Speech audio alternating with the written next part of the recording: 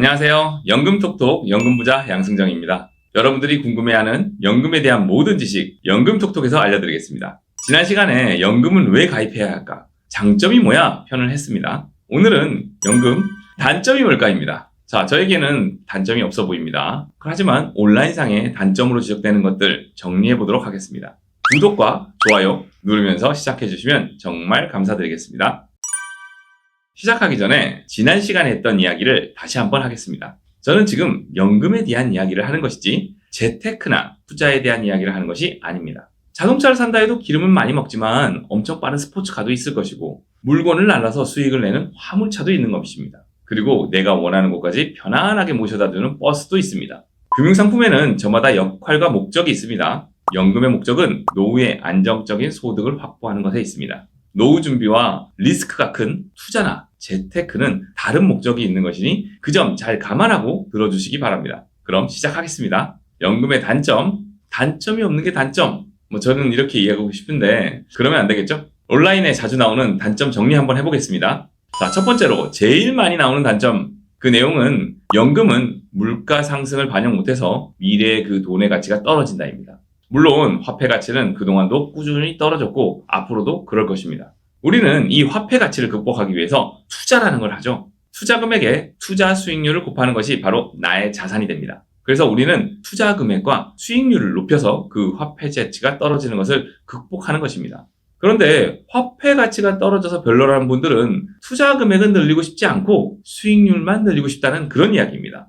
물가 상승을 극복하고 싶다면 수익률도 물가 상승을 극복할 만큼 올려야 되겠지만 투자 금액도 물가 상승에 맞춰 늘려야 하는 것입니다. 이것은 그냥 기본적인 원리입니다.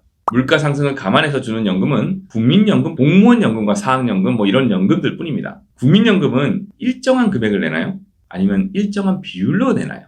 일정한 비율로 내는 대표적인 정률 납부 상품입니다. 급여가 오르면 국민연금 불여액도 올라갑니다. 그럼 개인연금도 사실 물가 상승에 따라 연금액을 계속 늘려간다면 충분히 물가 상승을 극복할 것이라고 생각이 됩니다. 정액 투자가 물가 상승 수준의 이상의 수익률을 못 낸다면 그 가치는 당연히 하락하게 되어 있습니다. 이는 연금만의 문제가 아닙니다. 부동산, 주식, 예적금도 똑같습니다. 이것들은 오히려 수익률 면에서 더 위험 요소가 많이 있습니다.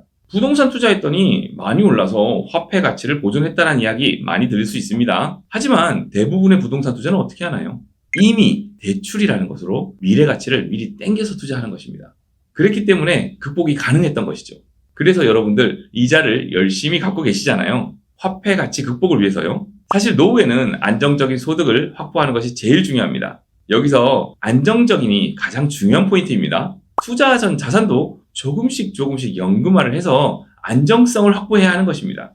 그렇다면 투자할 수 있는 자산은 한정적이라는 가정하에 수익률을 늘려야 하는데 젊었을 때는 모르겠지만 수익률조차 나이가 들어감에 따라 올리기가 만만하지 않습니다. 물론 투자를 아주 잘 하시는 투자자님들은 제외하고 일반인 분들을 대상으로 이야기하는 것입니다. 다행히도 요즘 출시하는 연금 상품들은 일반적인 주식 투자자들의 수익률보다는 유리한 7%, 8%를 최저 보증합니다. 이는 분명히 안정적인 노후 자금 확보에 큰 도움이 되는 수익률이라고 생각을 합니다. 두 번째 단점, 사업비가 높고 수익률이 낮다. 이런 이야기가 있습니다.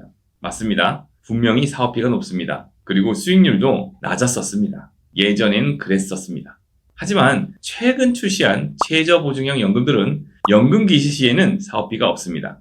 수익률도 5%부터 8%까지 있습니다. 과거의 문제점은 이미 극복되었다고 볼 수 있습니다. 물론 주의해야 할 점도 있습니다. 중도인출이나 중도해지 시에는 여전히 많은 사업비가 있어서 원금도 찾기가 어렵습니다. 하지만 우리가 목적으로 하는 연금으로 수령하게 된다면 사업비가 없고 비과세이고 수익도 5%, 6%, 7%, 8%로 높습니다. 이제는 연금에 대해 예전에 가진 인식을 바꿔야 할 때가 되었습니다. 세 번째 단점으로는 빨리 죽으면 손해다. 이것도 예전에는 그랬습니다. 연금을 가입하고 일찍 돌아가시면 원금 정도만 받거나 원금도 못 받는 경우가 허다했습니다. 최저보증연금이 출시가 되면서부터 일찍 사망해도 원금 플러스 이자 다 유가족에 상속되게 되었습니다.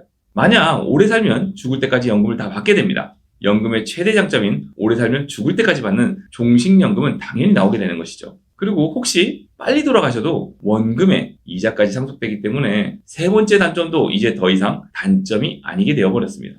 네 번째 많이 얘기하시는 단점으로는 연금으로만 받아야 해서 돈이 묶인다, 찾을 수가 없다, 이런 이야기가 많습니다. 맞습니다. 돈이 묶이고 뺏어 쓸 수는 없습니다. 그런데 장점편에서 말씀드렸었죠. 이 찾을 수 없고 돈이 묶여서 내 돈을 지킬 수 있는 거 아닌가요?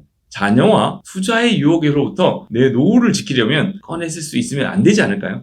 대기업에서 정년을 채우시고 지금 퇴직하시는 분들이 가장 만족해 하시는 국가제도는 바로 국민연금 제도입니다. 하지만 그분들이 국민연금 낼 때 어땠을까요? 내 노후를 위해서 기꺼이 냈을까요?